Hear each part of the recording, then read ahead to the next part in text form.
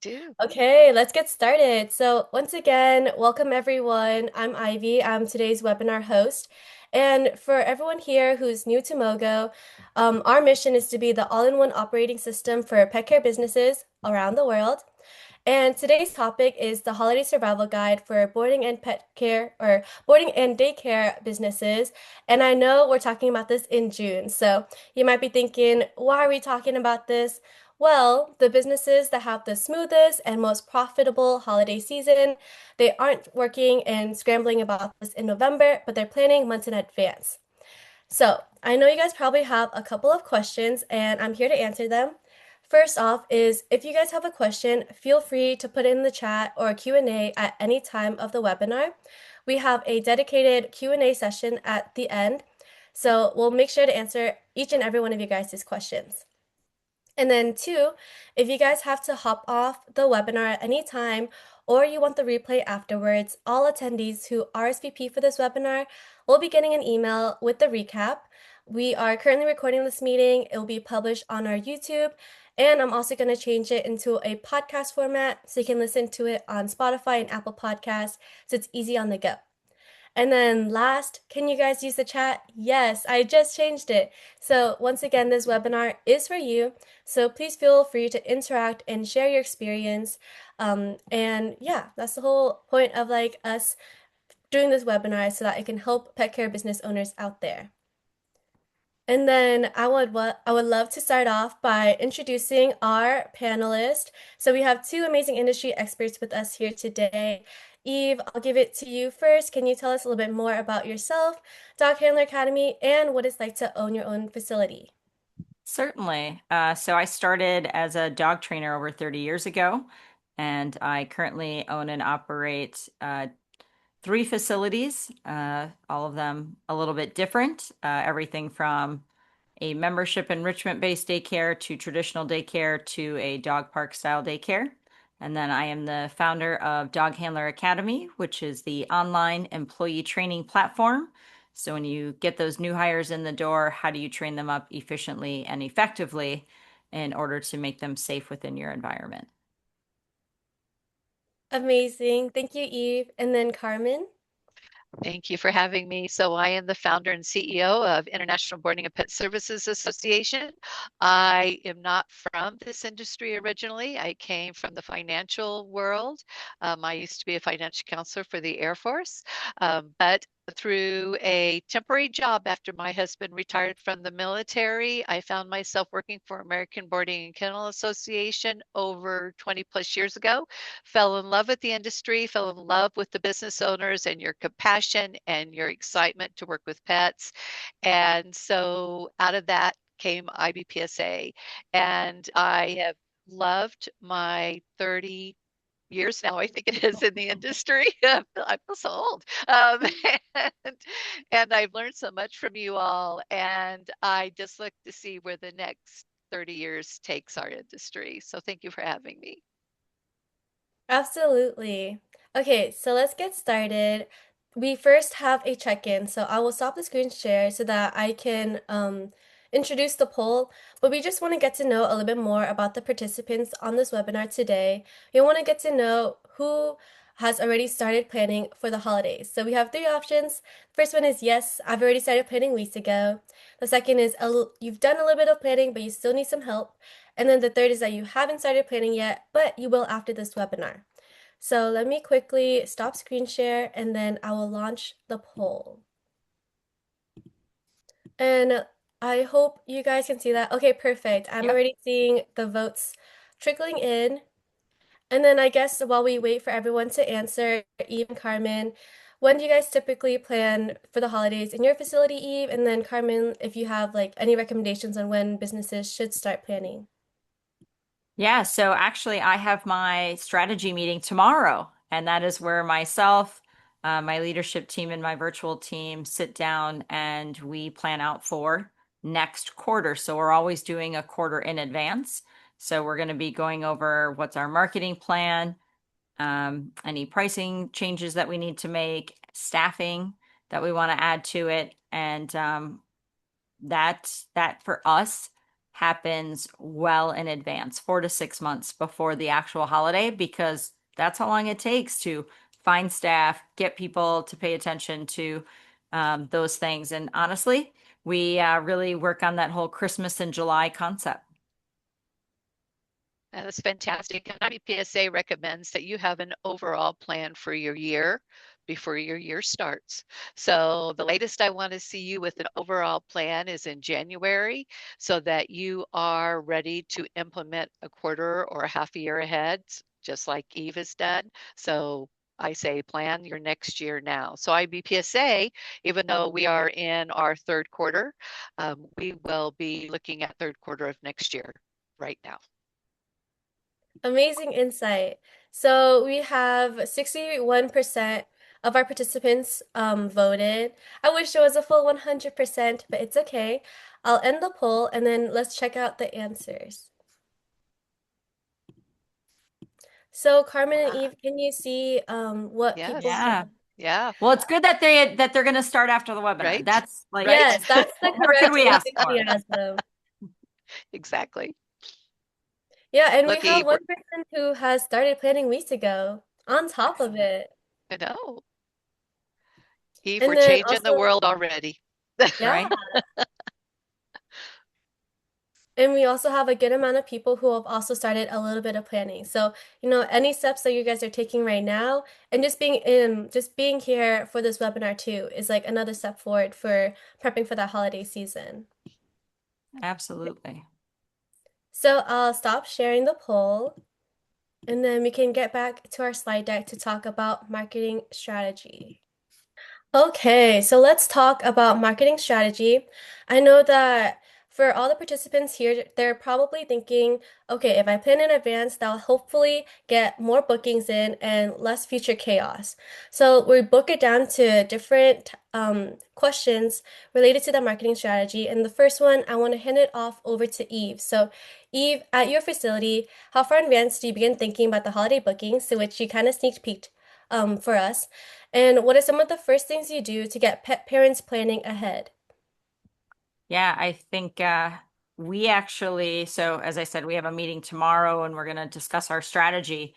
And the reason for doing that is because we try and utilize real life pets in all of our marketing versus, AI or Canva or whatnot.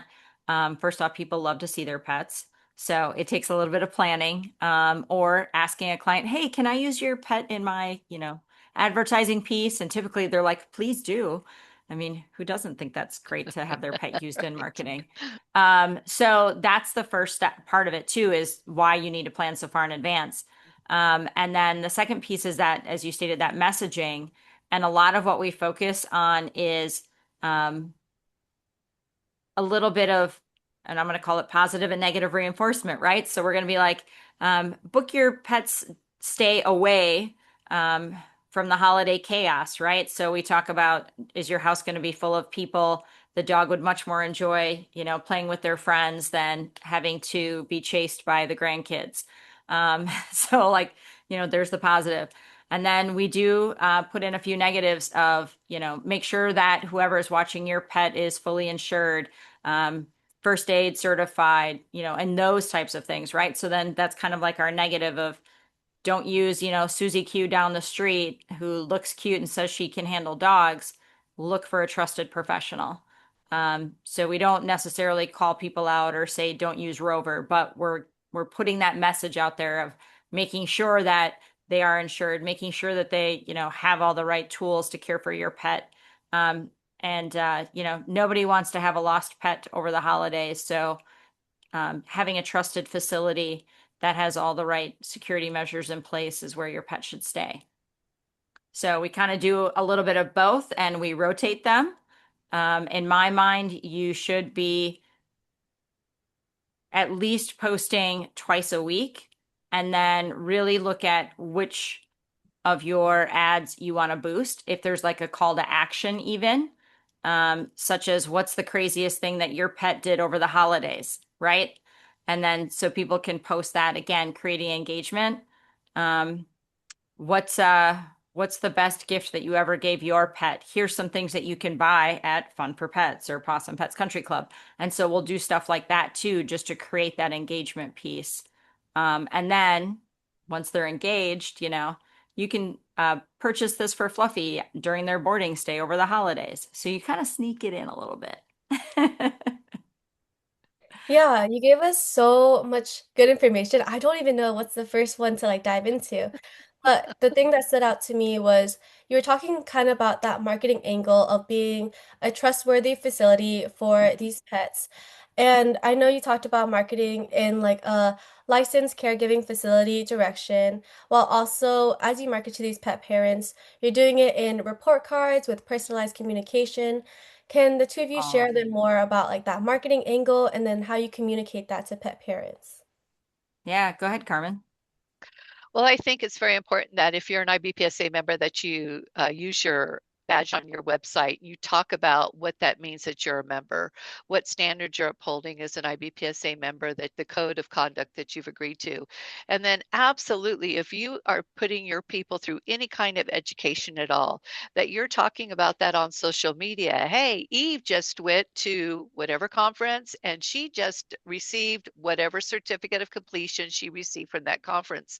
That just shows that your team is really interested in staying forward thinking on education, and tie that in to your holiday message. Wow, we sent 15 team members this year to get education, so we'll be prepared to take care of your pet better this holiday season. And anything they learned that you could tie back into that holiday season marketing is really, really important. So use every bit of money that you spend on educating your employees or making better adjustments to your facility. If you've added something to your facility, changed a design in your facility, use all of every piece that you do, use it as part of your marketing plan for the holidays. No, absolutely. And to a great point, um, Thanksgiving holiday is one of the busiest emergency care times for veterinary Mhm. clinics. Yep. So why not tout, if your staff is Mhm. CPR certified or first aid certified, Yep. and use that again in that marketing piece, especially to your existing clients. Mhm. That Right. marketing to your existing, they're already your clients, right? They already trust you, they already know you. So Mhm. what a great way to just say, how much Fluffy would certainly enjoy playing with their friends. And you can ensure that Fluffy will be safe from not eating the wishbone out of the turkey or, whatever the grandkids want to feed your dog. You won't have to live with the repercussions for the next several days, of diarrhea or what have you. So things like Right. that are important to your existing clientele too, because they might forget in the sense of like, oh, well, I'm going to be home, so my dog can be home. But is that the best avenue for your pet? Like really just reminding them of what the pet's needs are during the holiday season. Of course, like putting the pet as like top priority. And then that makes me think like as you are contacting these pet parents through marketing efforts, what other information are you trying to get from these pet parents to kind of reduce that front desk chaos, like making sure you get enough information about their pets? Yeah, and I Yes. would Well, go Yeah, ahead, that's Eve. that's the benefits of having software, right? Great software where you can send out those reminders on vaccinations, if you require deposits, cancellation policies, that's where utilizing all the tech that the software comes with to make sure that people are ready to go. And that's even one of the things that we talk about in our marketing. About 2 weeks before a holiday, we will even do last minute, if we have space and we're looking to fill it, of, hey, have you checked in with your pet sitter? Are they actually showing up? Don't forget, we're here for you. And we do that for our existing clientele who maybe, again, their niece or their nephew or their cousin Bobby said, hey, I can watch your pet. So we just remind them to check in. And not that we want to be their plan B, but it's always that evening before they're like, oh my gosh, my pet sitter just canceled on me. Do you have room? And if it's an existing client, you don't want to say no, but certainly that's it. I think we, as Eve said in a conversation we once had, we want to over communicate Mhm. everything. about that holiday season, any requirements, any special things that we've got going on, any add-ons, all of that we want to over communicate all the time. And then I guess that kind of leads us to the how question. So, what have been the best channels that you guys noticed for reaching pet parents? Are we talking emails? Are we talking word of mouth? What other ways have you been able to successfully reach pet parents and then see them actually book an appointment with your facility or with the facilities you work with? Well, I think if you have a very active social media sites, that is one of the fastest ways to communicate with your pet parents, especially if you're a company that posts a lot of pictures about what's happening throughout the day and your pet parents are following you through social media. You can get a lot of attention that way. Another thing in the community I live in is that they have certain magazines that are produced every quarter for different housing areas, and they hold little events around that magazine. So if you can get an ad in the magazine, they will host an event and invite you to come and talk about what you do to that community. So we have three different communities here where I live in which they have each have their own magazine. And so that allows a lot of pet boarding and daycare facilities to be at these parties that are hosted by the magazine and talk about what they're doing, hand out their cards, shake hands. People are allowed to bring their pets, and that gives a pet boarding facility an opportunity to demonstrate that they know how to communicate very well with the pets at hand. But that's in our community here. So if you have something like that where it's very community oriented, I think that's a fantastic place to demonstrate what you can do.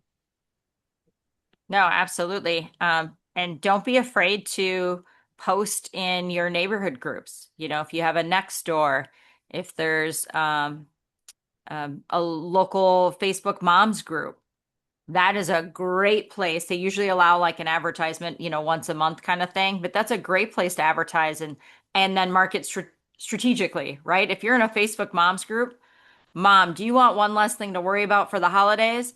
Book Fluffy's boarding with us today. Like those are super important. And don't rule out LinkedIn for holiday marketing because your executives are sitting there on their LinkedIn accounts.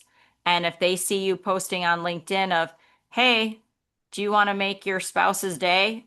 Book their pet, you know, into boarding or book a few days of daycare or whatever it might be. So don't rule out LinkedIn when it comes to target marketing, again, especially for the holidays. Yeah, there's like a lot of different avenues to target very different buyer personas. And that makes me, that kind of leads me to this next question where do you guys have different approaches for getting more bookings versus rebookings? Like pet parents that have worked with your facility in the past. I think Eve, this one might be more targeted towards you. Yeah, so we always initially go after our existing clientele simply because they're already our clientele. They already know us. It's just an easier opportunity. So emailing them directly on, hey, last year you booked a 3-day stay in our efficiency suite. Are you looking to do the same? Yes or no, right? So really coming up with that. But looking for those new clients, that's where you have to get a little creative, have a little ad spend because they haven't created a profile in your booking system yet. Maybe they're getting your newsletter if you're doing that, but really that's where it comes down to social media and referrals. Referrals are a little tough for boarding. Daycare much easier, but that's where your social media really comes into play. So we kind of double down in all of the groups and we look at trying to create those engagement posts. Similar to, I love the fact that you had the questionnaire. So that's where we do, what's the craziest thing that your dog ate during the holidays? And we're just creating that engagement post. So now maybe someone shares that, they're following us or what have you. Show us your pet's favorite Christmas ugly sweater outfit, right? So like just creating those engagement posts because then once they're following you, now you're marketing directly to them. So you have to find that balance to kind of get people to talking to you. And then the other thing, and as Carmen said, toot your horn on the certifications, on what you've got, send out a press release. to Mm. your local radio stations, TV stations, newspapers, magazines. See if you could write a feature article in a magazine that's specific to your area. If you are looked at as the expert, then people are going to remember your name and they're going to want to look to you for taking care of their pet. And you don't have to I think create the content, right? Like Carmen, you guys put out a lot of great content that we can share. right. Yes, absolutely. So, Eve made it a point that you need to become the advocate for those pets and those pet owners. So you become the trusted advisor, and it's really important to start thinking of all the different ways that you can make yourself and your facility the trusted advisor where the pet parents are coming back to you over and over, even if they're coming back to you to find a veterinarian or they're coming back to you to understand what kind of food they should be feeding their dog. Now, I know that some of this is really outside what you would think a boarding facility should do, but you'd be surprised in the time I've been in the industry how many times a pet parent has chosen a veterinarian based on a boarding facility's recommendation. So you really have more day-to-day contact with their pets in different ways than they actually do. You spend more time playing with the pet, watching what the pet is doing, documenting, did the pet take its meds? Did the pet eat? Did the pet drink? When the pet pooped, was that good poop or bad poop? I mean, you're documenting everything. So you actually know more about their pet than probably the pet parent does. And so that makes you the trusted advisor. So use that to your advantage when you're advertising in the holiday season and make a big splash of it that you are their trusted advisor. For sure. That makes me think of this next slide. So, there's something newer that I've been noticing in the industry. More and more businesses are looking at paid advertising to stay visible during competitive booking periods. So, even Carmen, have you seen value in paid advertisement or local advertising? I think that your paid advertising on Facebook, if you've got a strong following, that sometimes you can boost it in your local area and that works. I know there's a lot of people that use paid advertising on Google and have found that very successful. In fact, our recent survey that we did showed that a lot of people were still using paid advertising on Google and social media, and that was how they were getting new clients. So if you have a great SEO, if you have a great marketing company that's helping with your SEO, I think paid advertising still has some value. But you need to consider what AI is doing and making sure that your marketing company understands how AI is interacting with your SEO. But that's a conversation for a later date. SEO, AIO, yeah, Right? all those things, right? Right? That's Right? Yeah. why we hire I've been people. I've been definitely hearing a lot more of AIOs too. A lot of the new kind of consumer behavior is searching both on Google, but also now just like leaning more onto, ChatGPT to get their Yep. answers as fast as possible. So for businesses looking to expand their reach, Mogo recently launched Mogo Ads, just tooting our horn a little bit here. But this is going to help you if you want to launch any ad campaigns and find local pet parents on Google search or AI search. And then we have a review management tool so you can also see what people are saying about your business and have that boost your online presence. And you can also track your ad campaigns too. So this is a very powerful new feature that we launched. It's worth checking out since we have a couple of months before the holiday season. So you can start kind of running these ad campaigns and marketing campaigns and see what they do for your business. No, that's brilliant. It's on our to-do list to discuss tomorrow. Oh, yes. So we have another second check-in. I will stop screen sharing and then launch the second poll. Hopefully we get as much participation as the last one. Okay, launched. So for this second poll, we're trying to understand our participants today. Do you increase your rates during the holidays? So we have no, we have yes, I increased it by 5%. Yes, I increased it by 10%, and then yes with dynamic pricing, and then we'll kind of break all of those down later on with what Eve and Carmen recommends. So I'll give it a couple of seconds. Certainly. And for those of you that don't know, dynamic pricing has a couple different meanings. It could mean that you are increasing pricing the closer that it gets to the holiday. It could be that your holidays are charged, at that different rate. So It could be that dynamic pricing is based more so on the type of client. So there's a lot of different ways to define that dynamic pricing, and um, just know that it means that you're not just doing the normal thing. This is where AI might come in to help you also. If you put your toe in the AI anywhere, whether you're using ChatGPT or another AI product, that you can use AI to help you with your dynamic pricing by feeding specific information to AI and having it evaluate that information for you. Mhm. Okay, we got a good majority who have participated. I'll end the poll and then launch it. So, Eve and Carmen, are you able to see the results of the poll? Yeah. Yeah. So majority don't raise their pricing during the holidays. And then We're- next is dynamic and then increase 5%. Good to know. yeah, I'm good to know. I'm really excited to see the dynamic pricing Hmm. up because I think that's really the way to go. We do that. You pay this when you're going to fly on an airline or a hotel. You know those prices start going up or they go down, and so you are playing that game as the consumer yourself. So we're not trying to gouge anybody, but I think when your facility is in high demand, it's time to up the price. So Absolutely. I just know we're going to have lots to talk about, especially for the participants who voted no.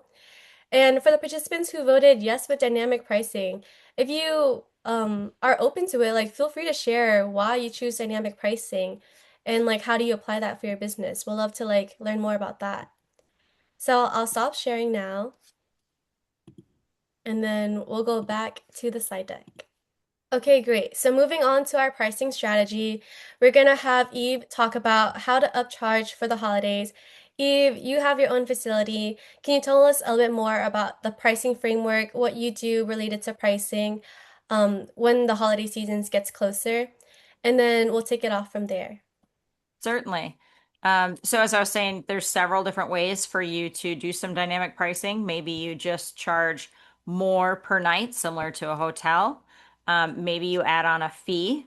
So holiday, a lot of facilities too will do the minimum 2 night stay, especially when you got Christmas Eve and Christmas Day or Thanksgiving, and Black Friday, in my opinion, is a holiday. So you're either adding on where they have to do a minimum stay, or you can just add on a fee. All of our holidays, it's an additional, $25 fee to stay with us. Increasing your pricing is obviously one of the key things. And then taking deposits. I think that's where, the softwares have become so dynamic in what they help us to do, all of the above, right? And taking in deposits on those holidays, I think it's a norm, right? When you book a hotel, typically, something's going on your card or your card's on file always, right? To book that hotel. So that's right. that way, even if they don't book it, like you charge a cancellation fee. And I think you need to get strict on that and you need to hold boundaries on that. I think that's not a revenue stream, a cancellation fee, but it's a value yourself and value your facility and your time. I think those are really important. Whenever I'm looking at the holidays, one thing that we do is we don't take people from out of town for the holidays unless um, it's like 2 days before, and I'm like, I'm not full or full enough, then we'll open it up because, of course, there's always requests out there. But for us, we always try and take care of our local people first. So that's one thing that we do. And then looking at doing the 2 night minimum. So that way I'm not having to have extra staff there to clean because I'm trying to turn that space around, and then taking on those deposits and making sure that our rules are in place, and that the systems can accommodate that. So yeah, lots of different ways to make sure that you are charging accordingly because you do have extra costs over the holidays. Absolutely. I would love it if you could expand more on that because for pricing, I know we're talking about, raising the prices. That might be uncomfortable for business owners, how they feel, like how they think their clients would feel, right? but it's more than just bringing in revenue during the holidays, but it's kind of a capacity control tool and also a way to protect your business too, especially if you're hiring more staff or preparing, I guess, your operations to handle like the increase in pets. So yeah, Eve, do you want to expand more on Absolutely. I that? mean, we are no different than a hotel, right? Yeah, Fluffy is checking out Christmas Eve night, and I've got somebody else that needs to take over that spot. So you typically like a cleaner has to be there, or your staff is spending extra time doing that cleaning to make sure that when one dog checks out, the other one can check in. And we typically overlap, just kind of like a hotel. Late checkout time and somebody else needs that room. I mean, we've all tried to check into a hotel and they're like, your room's not ready yet. Mhm. So Yeah. what are you doing with that dog in the meantime? Do you have a holding area, extra crates, that type of thing? Are you using I use my grooming room suites for holding dogs until that dog checks out and we can clean and move them over. So extra cleaner in on a holiday. You're paying your staff typically time and a half for the holiday. If not Christmas Eve, at least Christmas Day for sure. So you have these extra costs and you need to make sure that you're still being profitable. It goes with that saying that being super busy does not mean that you're actually being productive. Being at capacity does not mean that you're actually making a profit. So all of that has to go in hand in hand. And the reality is, do you really need to be at maximum capacity? Is Right. there that sweet spot of I'm at 80% capacity and I don't need to add an additional staffer? I don't need to hire somebody on. And with the extra fees, I'm actually maintaining profitability at a comfortable rate. Yeah, there's a lot to consider, especially when adjusting your pricing for the holidays. And Carmen, this one's going to be more for you. So, if the business owners decide to do adjust their pricing for the holidays, how can they communicate that with those pet parents so that it doesn't damage their trust and still maintain that good relationship? So I think we post everywhere what our pricing is going to be, when those prices will change. If you're changing your prices, you get closer to the holiday and your price is going up, and that's how you're going to use dynamic pricing. Whatever you do, just be clear on what your pricing is. Be clear on your deposits. If you make a deposit 2 months out and at 30 days out, I can get my deposit a totally refund, or is there a penalty, as I get closer to the holiday? Be very clear what that is. Make sure that who's ever taking reservations for you, whether that's at your front desk or you have a reservation specialist, that they know exactly everything that's going to happen from the moment that pet is booked until they're picked up, what the pricing around that is, any pricing that's going to happen if they have to have a late pickup, maybe the airplane didn't land on time, what is the procedure for that? And if we communicate that well with emails and Facebooks and communicate it in the document at the time of the reservation, that's clearly stated in your document what's happening, then your front desk people and Eve doesn't have to put up with the upset pet owner because you've communicated well. So, and I think that's the hardest thing over the holidays, that Mhm. you already have your own family things that you're doing. You're trying to have a successful holiday with your family. You're trying to make sure that your employees have a successful holiday, and you're trying to make sure that your clients feel well cared for, and you get an upset client after all was said and done because it was not communicated well. So back to where we were earlier, over communication. Tell them once, tell them 3 times, and then after you tell them again so they Yep. don't forget. Just make sure you've covered it everywhere that you can and that your messaging is consistent across the board, because inconsistent messaging will also confuse your clients.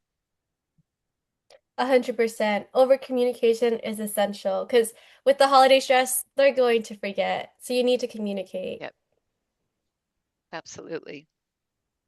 And then we also talked about this a little bit, but before I move forward to talk about staffing, once again, I just want to remind the participants, if you guys have any questions, feel free to submit it in the chat or Q&A. We will have a dedicated Q&A session at the end to answer all of your questions. So we're going to move over to the staffing portion of the holiday strategy. So a lot of the success of your business facility depends on your team, how you hire them, how you train them. So let's focus on your staffing strategy. We have two checklists here with us. We have the hiring checklist and then the training checklist. So let's start off with the hiring process. So if facilities are getting a head start right now for the holiday season, when should they start recruiting and onboarding new staff? This can go to Eve or Carmen. Go ahead, Carmen. So I think that especially if you start booking in November, where your holiday starts going up, that you need to be thinking about that when Eve has her meeting tomorrow. She's already going to be thinking about, based on previous year after year information, when she has reached capacity for the staff she has, and that she'll need to bring on a part-time staff, a newbie, to help. And so she's already going to know when she's going to need that person in place. So the day she's going to need that person in place, she's going to have to back up from there.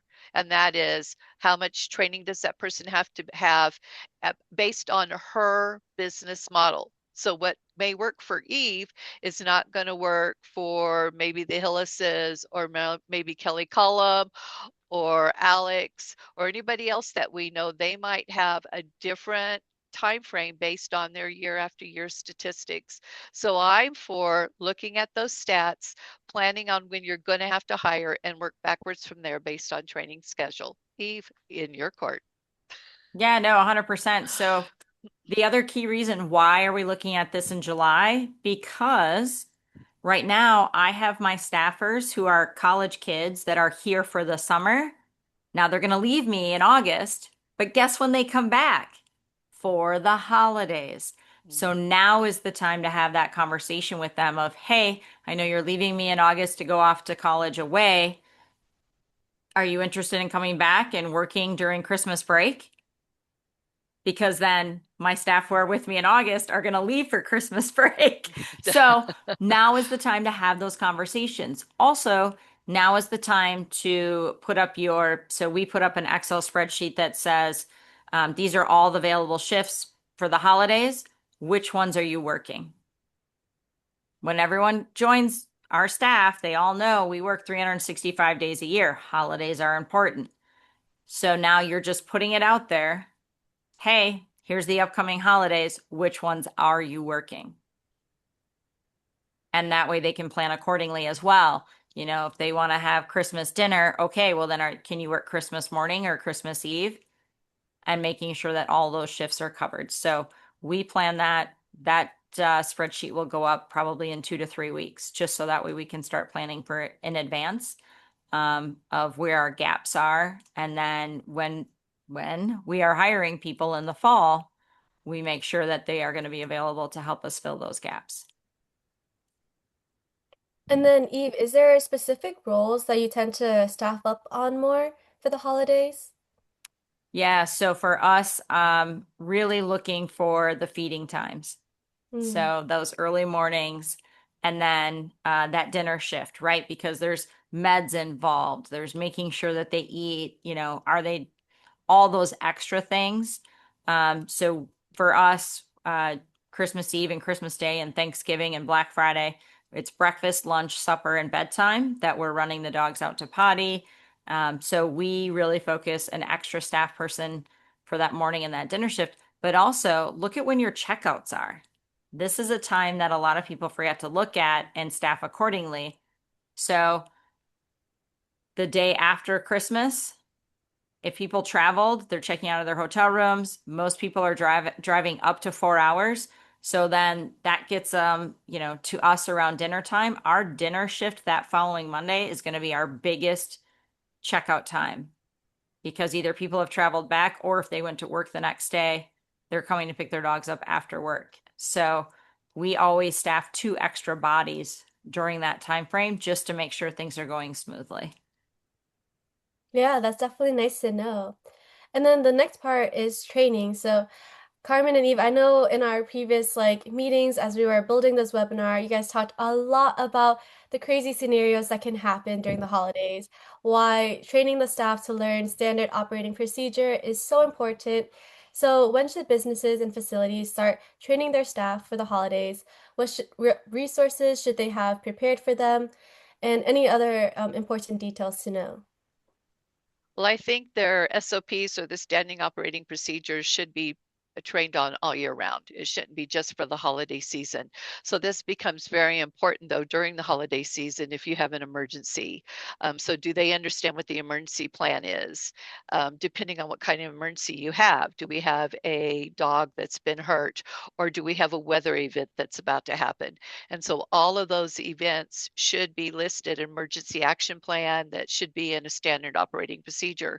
And I think this is really challenging on some of these SOPs to train on, but I think it could be very successful if I can use the term fake train, where we don't actually have to clear the facility, but we go through the motions of, I have 50 dogs and we have to clear the facility because we've had a fire, or we have to shelter in place because we've had this crazy flood happen, whatever it is, that we look at those incidents that could happen and then normal things that happen in just the way you operate year round to make sure that everybody's very clear on those. And I think Eve talks a little bit more about SOPs and where you should have those SOPs and how you train on them. Mm. Yeah, they're key. And so although, we have all of our SOPs in a binder, it sits up on the shelf. We train for them. As Carmen alluded to, you have to set up those scenarios and create that muscle memory so then that way your staff is prepared. If all you do is go, yep, so if something happens, call their vet. What vet? Where's the list? Is there a form to fill out? What's the process? So we always do a staff meeting about 2 weeks before Thanksgiving. We bring out our fake Melissa and Doug dogs. We talk about bloat. We talk about, what are some signs. We practice breaking up any scuffles. We literally run through all the things. And then we also run through with our front desk. Front desk, I think, gets skipped a lot of times in training checklists. We practice hi, I'm Fluffy. I'm here to drop off. Oh, I forgot my food. Mhm. What is the front desk person supposed to say? How are they upselling? Can they practice that where they go, yep, I've got my food and I've got bones and treats. Great. Did you want to add in a pup cup as well for their bed night snack? Like how are you working with your front desk staff as well? And then on top of front desk staff, we have flow charts for if somebody walkies and says, hey, we've got a dog and it seems in respiratory distress, that front desk person can grab the flow chart and be like, okay, and ask some questions. And then that front desk person or supervisor, they're going to lead them through the process of that flow chart. Check gums, check this. I'm going to call the vet that's on file. I'm going to check this. I know, Carmen, you and I have had lots of conversations about knowing who your vets are, and Right. you had some great tips on that one.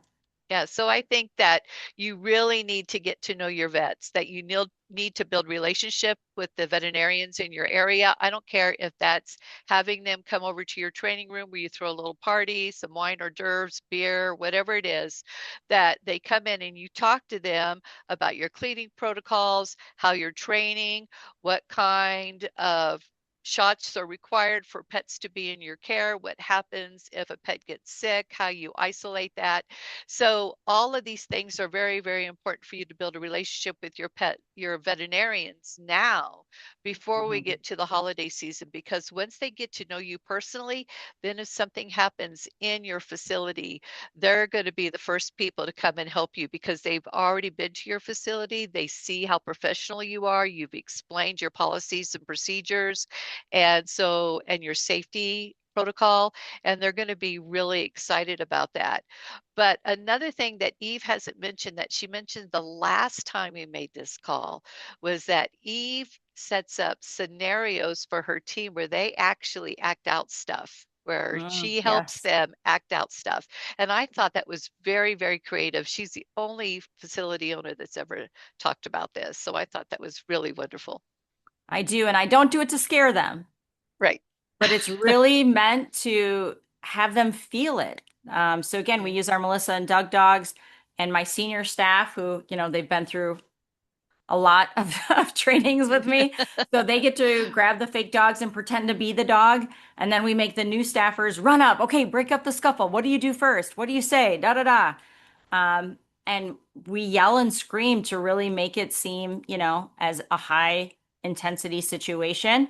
So that way they can practice being calm and being collective. We practice fire drills, weather. I don't know anybody who's not having wacky weather across the globe Right. these days. So truly, like, run scenarios of, hey, we just, the tornado sirens are going off, or the hurricane sirens, or a monsoon is coming. We just got notification. What's our safety protocol? And we make the staff run around the facility so that way they can practice that. I think our favorite one so far is I went to the hardware store and I bought a couple fire extinguishers. And we went out back of the building and everybody had to practice actually setting off the fire extinguisher. And they all said, I totally was not, it didn't happen the way that they had, or the way you see in the Right. movies, you Right. blow it and it goes Oh everywhere yeah. and nobody's coughing, So Right. yeah, we sprayed it and a few people are like, ugh, that was horrible. But now they know. Now, if they ever needed to use the fire extinguishers, they know to really point it away from them, arms full on straight out, try not to inhale the fumes. But yeah, doing actual practicing role playing is super important. Absolutely. So it sounds like there's a lot of ideas that the two of you brought up to help out with training your staff and getting them to feel confident and also prepared for the holidays. But either way, like the holidays is still gonna be physically and mentally straining. So it's also important to boost team morale and also check in with your staff. So let's talk about what can make a staff feel overwhelmed during the holidays and then kind of what you do to make sure that they're well taken care of. So I think we Oh, talked about this as we were preparing, Eva. We were talking about yes. what makes the staff feel overwhelmed. It's when, oh, we are just so busy. When that comes out of the owner or the GM's mouth, it's just, oh, it's just so hard during the holidays. As soon as you take on that attitude, you've already changed the culture for what's going to happen in Yep. the holidays. 100%. I got coffee a few weeks ago and it was a little bit longer. I mean, like maybe an extra minute at most. And, how are things? Good. How are you? Oh my God, we're so short staffed and blah, blah, blah, blah, blah. And I was like, I didn't need to know that. Like, you could have said, hey, just working hard. So it does two things, when you tell your staff, oh my God, the holidays are so stressful. Oh my God, we run around like chickens with our heads cut off. Like, your new hires are like, crap, do I need to quit before the holidays? Like, I don't want to be stressed out for the holidays. Um, so make sure that you are setting that standard of, hey, the holidays are awesome. Like, we're super busy, but this is all the great things that also happen. I don't know of a single facility who doesn't get a ton of gifts from your clients. That's right. The baked goods, the cards, the extra tips. I mean, Yep. all of those things that happen. So really focus on that. Mm-hmm. It's so cute. I had a new staffer last year that literally started crying when a client came in with her basket of goodies and she pulled a card out. She goes, here, this is for you. And my staffer was like, me? Like, I got something? It was such a touching moment. And it means a lot. It means a lot to our clients to be able to say thank you, but also for the staff to receive it. So talk about the fun.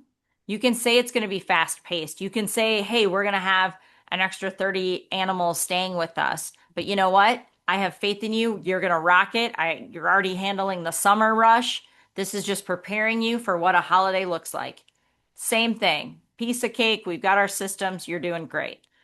So it is that opportunity. And then also look at how you're rewarding your staff before the holiday comes. Absolutely. Are we giving them incentive pay? Are we giving them holiday pay? Are you preparing fun games for them? Do you have gifts set aside? Are you bringing in a special meal? What are the things that you can do to help your staff move through that holiday season. Last year, Eve talked a little bit about making sure her staff were mentally and emotionally well and giving them a clear space to tell her if there was something wrong. I think that's really important. Sometimes we get so busy in the running of the business through the holiday that we forget to take time and step back and evaluate our employees and check in with them and make sure that they are okay, that things at home are going well. Because a lot of your staff, again, are college students or younger in their 20s, and they're not so emotionally developed enough sometimes to take care of themselves emotionally. And so this is a time for you to step in and be the hero and just really just stop and listen. And that No, sometimes you don't even have to give advice, just listen. yep, 100%, 100%. At our staff meeting before the holidays, we have a discussion of, you know what, if you're someone who's dreading going to see family for the holidays because Uncle Bill is just gonna hound you that maybe you're not married, or you didn't go to college or whatever it might be, Right, feel free to use us as your excuse to get out of work, right. right? Fake a phone call, or fake that you got a text and be like, oh, you know what? They're short at work. I can make some extra money. Bye, guys. I gotta head out. Or, oh, my boss just texted me and he really needs me because of XYZ, right? So Mm-hmm. we actually coach our staff on how to get out of uncomfortable family situations, and that's key. And then we do a sound bowl cleansing, or we have someone come in and do a Reiki session so everybody can mentally woosah and just feel good about where they're at. And then I like to give out my bonuses the week after Thanksgiving. So I take the extra revenue that we make from Thanksgiving boarding, and then that helps me in giving my staff their bonuses. Because let's be honest, when you were in your 20s, did you save money to go buy a Christmas gift for somebody? Probably not. Yeah, So, exactly. making sure that you're giving them that bonus ahead of time so they can go get that Christmas gift that they were looking for someone in their life. It boosts their self-confidence. It makes them feel good. So definitely look at that. And yeah, we do some trivia games leading up to the holidays, and we hand out full-size candy bars. And yeah, we do as many fun and creative things as we possibly can, and they don't have to be expensive things. They So really don't. Even just giving your team extra shout outs in your staffing software, those are very, very effective in boosting them. I think the last thing we probably should make clear is that we hope that you're making very clear what each person's workload is going to be. You're very Mhm. specific about that and making sure that you haven't piled too much on one employee over another, and that they're cross-trained so that they can help each other. If somebody gets done early, they are cross-trained so they can go help their neighbor.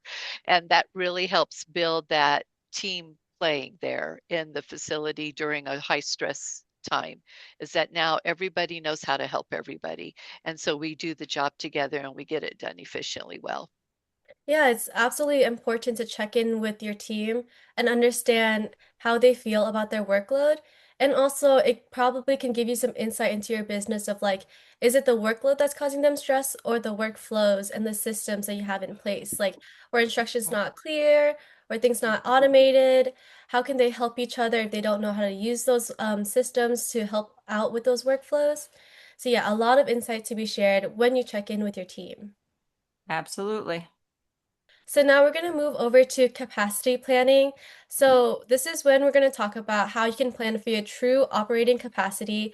And I know that we're getting close to the 1 hour mark. So Eve and Carmen, if you guys can give a quick high level understanding of how people can plan to really operate their true capacity more than just like, I don't know, the kennels that they have to plan or the number of dogs. Yeah, I So I think think Eve said it earlier when she yeah. said you don't have to be at 100%. No. I think that's the first thing. Let's start there. Yeah. Yep, and that's exactly it. What is your capacity based on your staffing? Mhm. Like really think about that. I know after COVID, I think a lot of us kind of got caught up in the fill them all, and we didn't have the staffing for it, and we made a lot of mistakes. And so think about what is the capacity based on your staffing, and that's really important. And then as Carmen talked about, that communication, and then collaboration. Carmen, you've talked about that previously too, of collaborating with other facilities, and what does that look like? Yeah, absolutely. So if you have other facilities in your town that you know have open um, space and you're beginning to get what you feel is overcapacity, you can refer and you can talk to those facility owners and say, I'll refer to you and build some kind of share on that if you want to. But being able to find other facilities that you can partner with will make it easier for everybody during the holiday season when you're hitting capacity and you're like, okay, I need to move some pets someplace else to help my staff because we don't want to burn out. I mean, we want to get through the holidays and be happy, and we want to start January hitting the ground running with new ideas and new ways to make things happen. And we can't do that if we burnt out our staff because we just booked too many pets, or we didn't have enough employees, or there wasn't enough time to breathe during the holiday season with all the stress. Yep, and that's really it. I talked about sometimes I use my grooming room as an overflow. Um, it never fails. I'll get somebody that will book a Great Dane in one of our smaller type of enclosures, and then I'm like, oh. So I do always hold one of my larger enclosures and then a couple of my crates back just for those emergency situations. Um, you know, never fails. We usually have one client that goes into labor over a holiday. And so, they didn't have a reservation, but by golly, I'm going to take that pet and take that off that stress off of them. So, really just making sure that not only are you at that kind of capacity, but also do you have a few plan Bs that you're holding back to ensure that you can accommodate those situations. And Yeah. I think also our pets and the quality of care in our facility is in direct relation to how our employees are feeling. Just like you can usually tell if a pet is stressed, that maybe there's some stress with the owners. I think the same thing happens in a facility. The more calm our pets are, the better quality of care the pets receive in the facility. We can take that in direct relationship to how the employees are feeling about how they're cared for themselves as employees. Amazing. Thank you so much, Eve and Carmen. So now we're gonna. Oh, that's my bad. I forgot about the next slide about communicating to pet parents, but we kind of briefly talked about this already, knowing the emergency contacts, what other nearby facilities you can reach out to in case you are reaching your, maximum capacity, and then communicating holiday hours within your marketing messages, specifying pickup and drop off times. I want to make sure we dedicate enough time for our Q&A portion. So for all the participants with us today, if you have any questions with the marketing strategy, pricing, staffing, boosting team morale, communication with pet parents, feel free to drop it in the chat or the Q&A box, and then Eve and Carmen will take some time to answer them. And then as we wait for those questions to flow in, Eve and Carmen, do you guys have any actionable next steps that the business owners in this call can take after this webinar? I would say one thing that I everybody really think about is, and this is a common theme as I'm talking with other facility owners, and they say, well, I need to find a part-time person and it needs to be these hours. During those holiday times, you typically aren't operating at your normal hours. And even leading up to it, can you shorten shifts and just hire somebody who is just looking for an early morning shift that could just help with boarding and be that extra hand because you have extra animals? Is there somebody that's looking for some hours after their normal 9 to 5?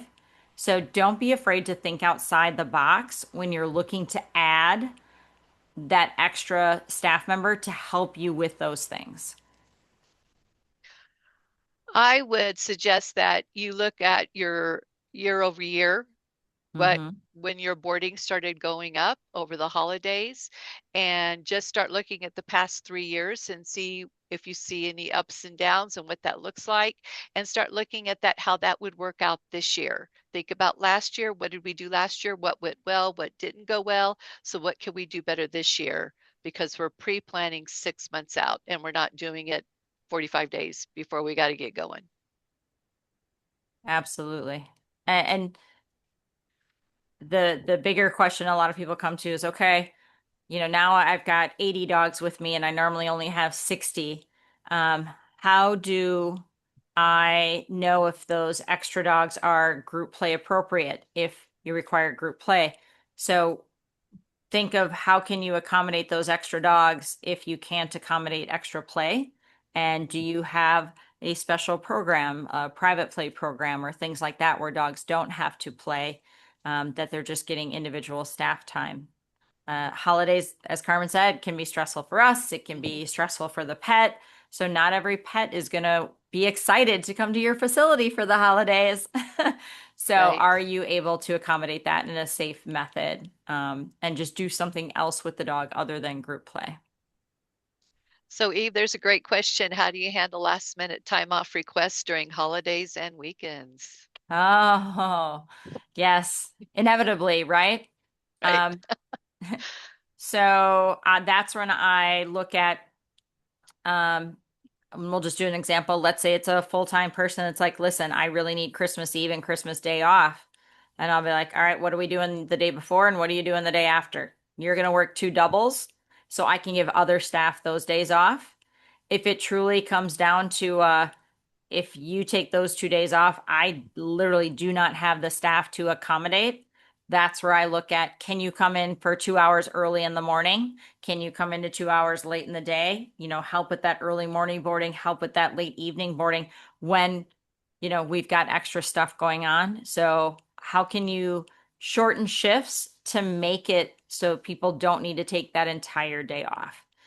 For us, we do 2 hour shifts. So 6 to 8 a.m., noon to, well, 11:30 to 1:30, 4:30 to 6:30, and then a 9 to 10:30 p.m. And then in between that, they have free time. So then they can go to Christmas, and spend some time with family and then maybe come back. And a lot of times I tell my staff, I'm like, if you work the two morning shifts, then I'll give you the evening shifts off. If you work the evening shifts, I'll give you the morning shifts off. So how can you help to find balance in those holiday schedules? Mm, absolutely. And I think, There's a question in the Q&A, which I just now discovered. Shows Nice. you well, how there you go. smart I am.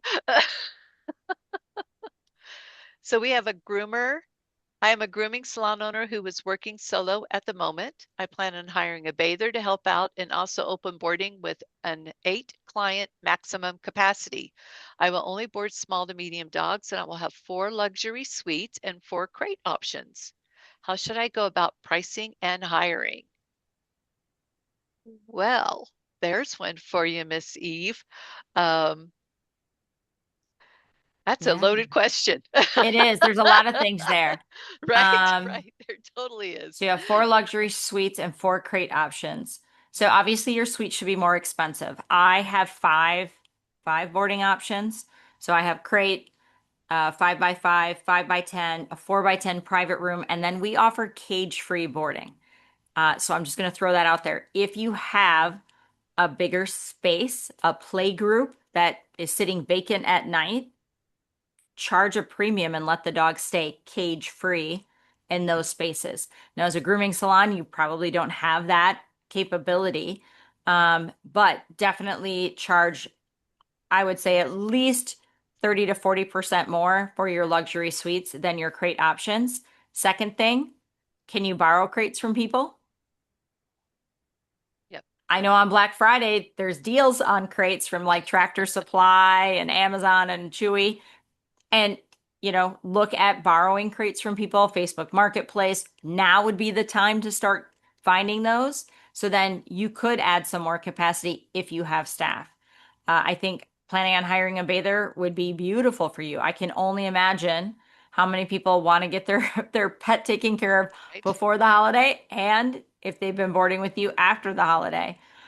So that would be great too. And don't be afraid to raise your prices that week leading up to the holidays because people have procrastinated, as we know they do, and just say, hey, I can fit you in. It's an extra $25 fee.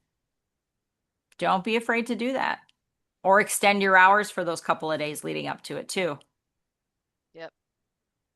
And your base price, that's really personal in that what are your expenses and then how much are you having to pay for your employees, total cost for your employees, including your part of their taxes that have to be paid. So whatever your price is plus 7.5%, plus whatever it's costing you. So you need to think about your cost, and then that's how you figure out your pricing. So that's a whole formula in and unto of itself, just to find the base price before we ever talk about holiday pricing. Yeah, Yeah, amazing pricing is question. key. Pricing is Yeah, key. it is. Um, oh, Kathy, I love the fact that you're in a college town. Yeah, we have two universities and a technical college, so we have this like weird crisscrossing. But we always are reaching out to our previous staff, who we know are coming home for the holidays. Um, my sister always takes the week of the holidays off, where she works. They close for a lot of it.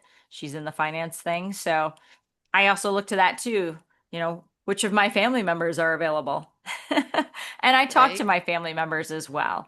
So my big family, there's 48 of us. We celebrate Christmas 2 weeks before the holidays, not only just to accommodate me, but everybody else. You want to get any of those younger uh, family members together, look at celebrating before or after the holidays, so then you can be in your business for that. Yeah, and I think if Eve and Carmen, if you guys have an email you prefer people to reach out to, that's all of our questions for today. But if anyone else in our webinar have any more questions, feel free to reach out to Eve and Carmen. And then we also have all of these QR codes.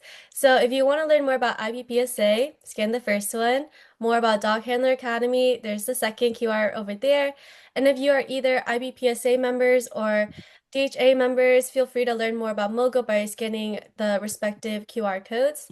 And I just want to remind everyone that if you had to leave early for today's webinar, or if you want to rewatch a certain section of the webinar, I will be uploading the entire webinar on our YouTube channel, and the links for the YouTube video and the podcast episode will be sent via email after this webinar.